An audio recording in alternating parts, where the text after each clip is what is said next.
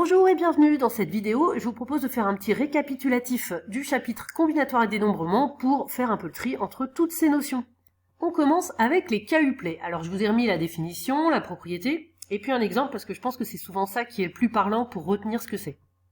Donc ici, je prends l'ensemble des lettres de l'alphabet, on a donc 26 possibilités puisqu'il y a 26 lettres. Eh bien un 3 uplet, c'est une suite de 3 lettres. Alors l'ordre compte ici, et on peut avoir 2 fois la même lettre comme dans cet exemple. Dans cet exemple donc, le nombre de 3 uplets possibles avec les 26 lettres, eh bien on a 26 possibilités pour la première lettre, 26 pour la deuxième, 26 pour la troisième, donc c'est 26 fois 26 fois 26, c'est-à-dire 26 au cube, ce qui reprend bien la propriété.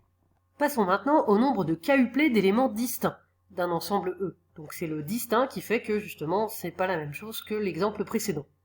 L'exemple typique, c'est par exemple donc pour 10 personnes qui font une course, le nombre de podiums possibles.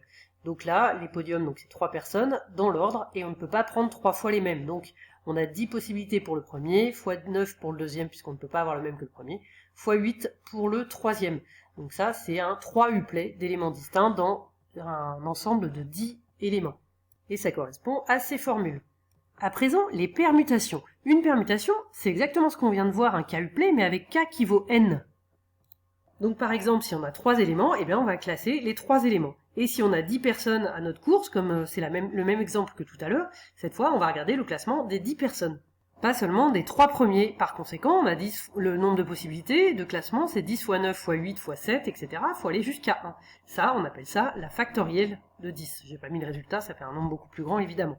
Sur l'exemple au-dessus, on avait 3 éléments, le nombre de permutations possibles c'est 6, qui correspond bien à factorielle de 3, 3 fois 2 fois 1. Propriété suivante, le nombre de parties d'un ensemble. Un ensemble à n éléments a 2 puissance n parties, voilà le résultat. Et enfin, les combinaisons. Une combinaison, c'est une partie de k éléments de E, donc forcément k éléments distincts. Le nombre de combinaisons possibles de k éléments parmi n, c'est ce nombre qui se note comme ceci, k parmi n, et qui se calcule ainsi. Par exemple, sur un groupe de 10 personnes, je prends toujours mes 10 personnes, le nombre de trinômes possibles, c'est 3 parmi 10, ça se calcule ainsi. 10 fois 9 fois 8, on met 3 nombres en haut et 3 en bas à partir de 3, donc c'est factoriel 3, 3 fois 2 fois 1, ce qui donne 120. Ça correspond bien à cette formule. La différence par rapport aux 3 uplets de 10 personnes, eh bien c'est qu'ici l'ordre ne compte pas. On n'est pas comme avec les podiums ou le classement quand l'ordre comptait. Ici, l'ordre ne compte pas pour les trinômes. Le trinôme ABC ou le trinôme BAC, c'est le même. Sur la calculatrice, on peut calculer ce 3 parmi 10 grâce à la combinaison qui est accessible sur les Texas Instruments dans Math et ensuite Probe ou PRB.